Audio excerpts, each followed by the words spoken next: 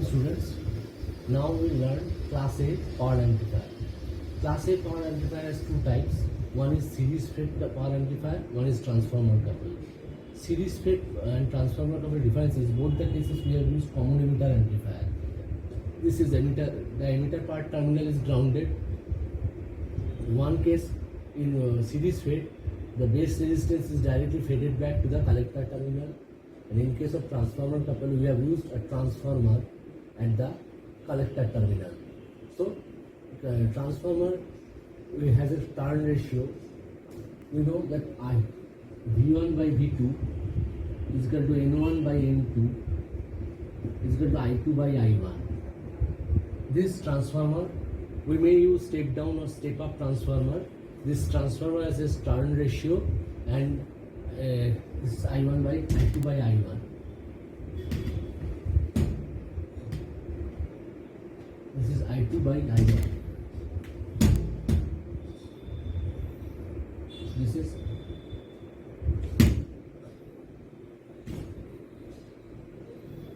This is I2 by I1. This is I2 by I1. Okay, this so if you use transformer couple, the efficiency will become higher. In case of series fed amplifier, the efficiency is 25%. How we are getting that I am showing to you. But in case of transformer couple, the efficiency is higher because of this turn ratio, and from the load we will take the AC output, and here also the load is here. This is your output terminal. This is your V0 terminal. So load is here. Your input voltage is this. Your input voltage is this, and your load from load terminal from the collector terminal will take the output. Here from load, here in case of transformer couple, we will take the output from the load terminal. So efficiency is 50% due to the turn ratio. We may use step up transformer. We may use step up transformer or step down transformer depending on the calculation of the efficiency. For the time being, in your syllabus, we will have the efficiency of class. We will have the efficiency calculation of series fed amplifier being common. So we are considering common emitter mode.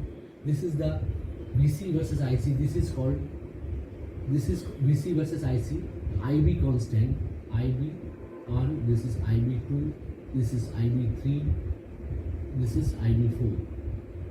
So this is the output characteristics.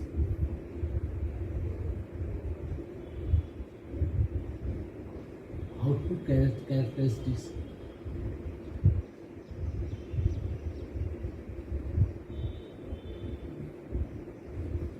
This is the output characteristics of the common emitter amplifier. We use this concept, the load DC load line concept. You see, these are the curves. These are the curves of the output characteristics VC versus IC, keeping IB constant.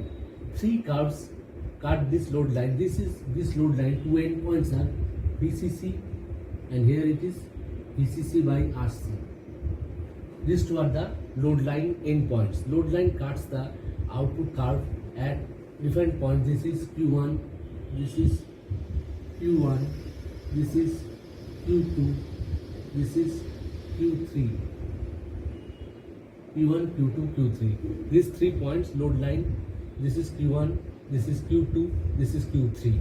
So these 3 points, the load line cuts the output curves, and the maximum efficiency that we obtain to amplify the output, the maximum efficiency obtained while amplifying the input signal by using its to convert it output, that is obtained at the middle of the load line.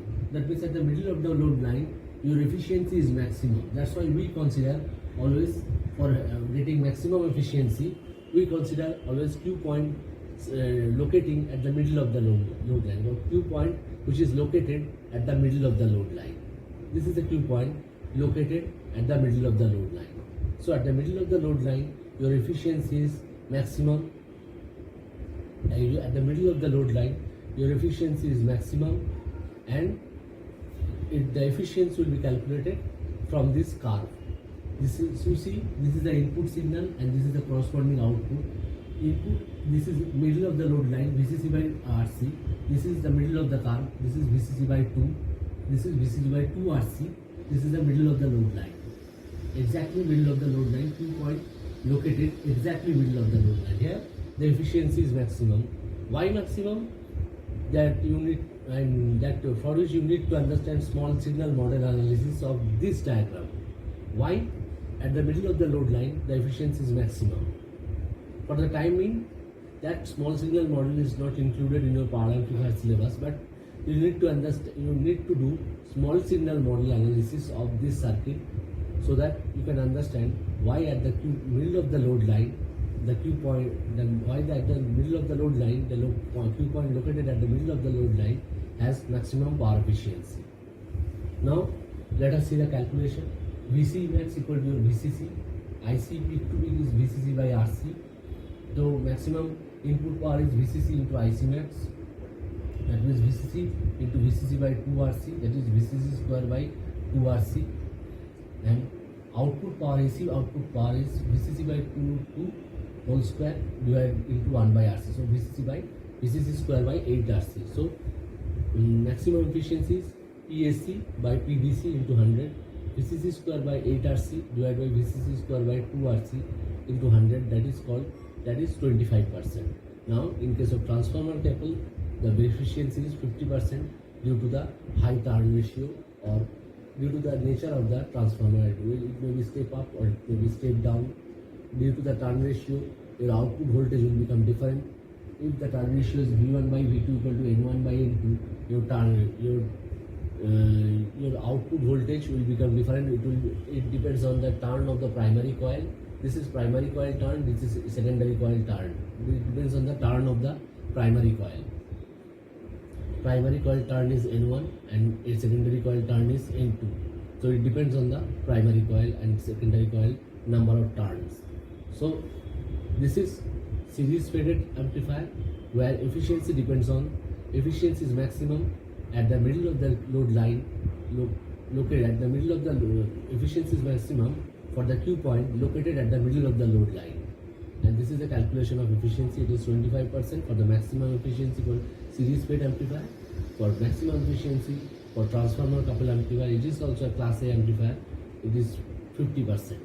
So instead of using series fed amplifier, you can use transformer couple amplifier for obtaining high efficiency. Although this efficiency is much lower compared to class B, class AB or class C amplifier. In tomorrow's class, we will learn class B amplifier push-pull configuration, complementary push-pull configuration. From there, we will learn how to generate output waveform, and from there we will learn how we are getting the transformer couple the efficiency of class B amplifier 78.5%. How we are getting that also we will learn from this from the class AB amplifier, class B amplifier. So we learn the disadvantages. One disadvantage of class B amplifier, that is crossover distortion. In case of class A amplifier, disadvantage is this lower efficiency, but it is there is no devices, there is no on-off time for the device.